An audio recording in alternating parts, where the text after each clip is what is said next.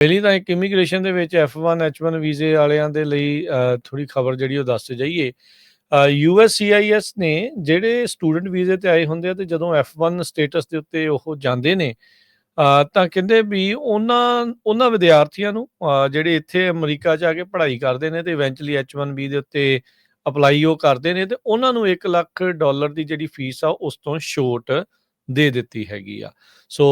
ਬਹੁਤ ਸਾਰੇ ਜਿਹੜੇ ਵਿਦਿਆਰਥੀਆਂ ਨੂੰ ਸਟੂਡੈਂਟਸ ਨੂੰ ਇਹ ਚਿੰਤਾ ਜਿਹੜੀ ਉਹ ਸਤਾ ਰਹੀ ਸੀ ਵੀ ਭਾਈ ਜੇ ਇੱਥੇ ਅਸੀਂ F1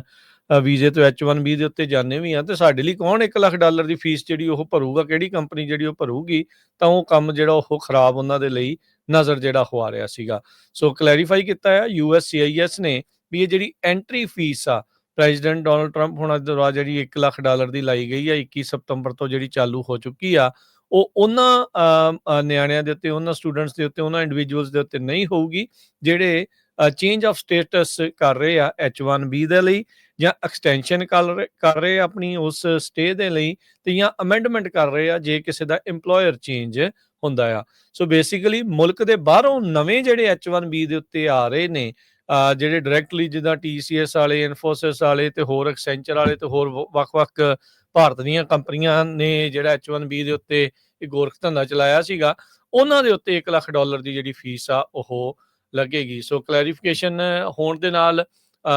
ਸੈਂਕੜੇ ਤੋਂ ਹਜ਼ਾਰਾਂ ਹੀ ਜਿਹੜੇ ਇੰਟਰਨੈਸ਼ਨਲ ਸਟੂਡੈਂਟਸ ਆ ਜਿਹੜੇ F1 ਵੀਜ਼ਾ ਦੇ ਉੱਤੇ ਆ, ਉਹਨਾਂ ਨੂੰ ਟ੍ਰਾਂਜ਼ਿਟ ਕਰਨਾ H1B ਦੇ ਉੱਤੇ ਹੁਣ ਥੋੜ੍ਹਾ ਜਿਹਾ ਆਸਾਨ ਜਿਹੜਾ ਹੋਊਗਾ। ਜਿਹੜੀ ਐਨੂਅਲ ਲੋਟਰੀ ਸਿਲੈਕਸ਼ਨ ਪ੍ਰੋਸੈਸ ਚੱਲਦੀ ਹੀ ਹੈਗੀ ਆ। ਸੋ ਇਹ ਜਿਹੜੀ ਚੀਜ਼ ਜਿਹੜੀ ਹਰਜੋਤ ਸਿੰਘ ਜੀ ਇੱਕ ਕਲੈਰਿਟੀ ਆ USCIS ਨੇ ਇਸ ਦੇ ਵਿੱਚ ਦਿੱਤੀ ਆ। USCIS ਦੀ ਜਿਹੜਾ ਗਾਈਡੈਂਸ ਨੋਟ ਆ ਜੋ ਕਿ ਕੱਲ ਰਾਤ ਨੂੰ ਉਹਨਾਂ ਨੇ ਇਸ਼ੂ ਕੀਤਾ ਆ, ਉਸ ਦੇ ਵਿੱਚ H1B ਪਟੀਸ਼ਨਸ ਨੂੰ ਜਿਹੜਾ ਲੈ ਕੇ ਦੱਸਿਆ, approved for an extension of stay, amendment or change of status including change of employer application will not be subject to proclamation or the associated $100,000 fee। ਸੋ ਇਹ ਸਾਰੇ ਜਾਣੇ ਜਿਹੜੇ ਆ $1 ਲੱਖ ਦੀ ਫੀਸ ਤੋਂ ਜਿਹੜੇ ਉਹ ਬਚ ਗਏ ਨੇ। ਸੋ ਕਹਿੰਦੇ ਵੀ ਇਹ ਬੂਸਟ ਮਿਲੂਗਾ ਉਹਨਾਂ ਵਿਦਿਆਰਥੀਆਂ ਦੇ ਲਈ ਜਿਹੜੇ ਟ੍ਰਾਂਜੀਸ਼ਨ ਕਰਨਾ ਚਾਹੁੰਦੇ ਆ F1 ਤੋਂ H1 ਦੇ ਲਈ, ਤੇ ਉਹਨਾਂ ਕੰਪਨੀਆਂ ਦੇ ਲਈ ਵੀ ਹਰਜੋਤ ਸਿੰਘ ਜੀ ਇੱਕ ਸੁੱਖ ਦਾ ਸਾਹ ਜਿਹੜਾ ਉਹ ਹੋਊਗਾ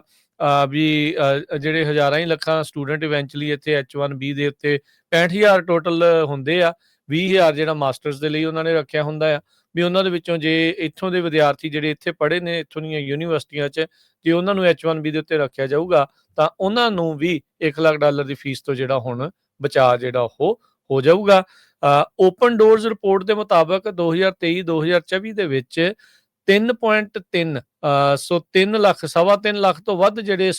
ਇੰਡੀਅਨ ਵਿਦਿਆਰਥੀ ਆ ਉਹ US ਦੀਆਂ ਇੰਸਟੀਟਿਊਸ਼ਨਸ ਦੇ ਵਿੱਚ ਅਨਰੋਲ ਜਿਹੜੇ ਹੋਏ ਆ, ਜਿਨ੍ਹਾਂ ਦੇ ਵਿੱਚੋਂ ਤਕਰੀਬਨ 1,97,556 OPT ਦੇ ਉੱਤੇ ਜਿਹੜੇ ਉਹ ਪਹੁੰਚੇ ਸੀਗੇ। ਸੋ ਜਿਹੜੇ ਵੀ US ਦੇ ਵਿੱਚ ਆਪਣੀ ਸਟੱਡੀ ਕੰਪਲੀਟ ਕਰ ਲੈਂਦੇ ਆ, ਉਹਨਾਂ ਨੂੰ ਆਪਸ਼ਨਲ ਪ੍ਰੈਕਟੀਕਲ ਟ੍ਰੇਨਿੰਗ OPT ਜਿਸ ਨੂੰ ਆਖਿਆ ਜਾਂਦਾ, ਉਸ ਪ੍ਰੋਗਰਾਮ ਦੇ ਤਹਿਤ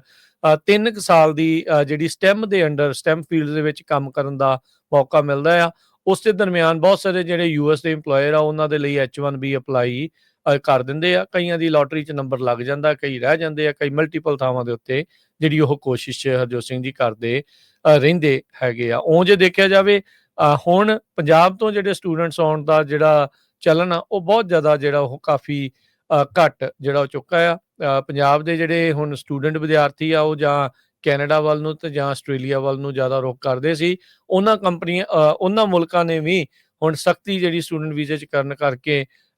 ਜਿਹੜੇ ਵਿਦਿਆਰਥੀ ਆ ਉਹ ਹੋਰ ਮੁਲਕਾਂ ਵੱਲ ਨੂੰ ਜਿਹੜਾ ਰੁਖ ਆ ਉਹ ਕਰੀ ਬੈਠੇ ਹੈਗੇ ਨੇ। ਪਰ ਇਹ ਜੇ ਇੱਕ ਜ਼ਰੂਰ ਗੁੱਡ ਨਿਊਜ਼ ਆ ਜਿਹੜੇ ਸਟੂਡੈਂਟ ਆ ਇੱਥੇ F1 ਦੇ ਉੱਤੇ ਆ, ਵੀ ਜੇ ਤੁਸੀਂ H1 ਦੇ ਉੱਤੇ ਜਾਂਦੇ ਆ ਤਾਂ ਤੁਹਾਡੇ ਲਈ $1 ਲੱਖ ਦੀ ਫੀਸ ਜਿਹੜੀ ਆ ਉਸ ਤੋਂ ਹੁਣ ਤੁਹਾਨੂੰ ਛੁੱਟੀ ਮਿਲ ਗਈ ਆ, ਉਸ ਤੋਂ ਤੁਹਾਨੂੰ ਮਾਫ ਹੋ ਚੁੱਕੇ ਆ। ਤੇ ਇੱਥੇ ਜਿਹੜੇ ਆਲਰੇਡੀ H1B ਦੇ ਉੱਤੇ ਆ, ਜੇ ਐਕਸਟੈਂਡ ਕਰ ਰਹੇ ਆ ਉਹਨਾਂ ਦੇ ਉੱਤੇ ਵੀ ਨਹੀਂ,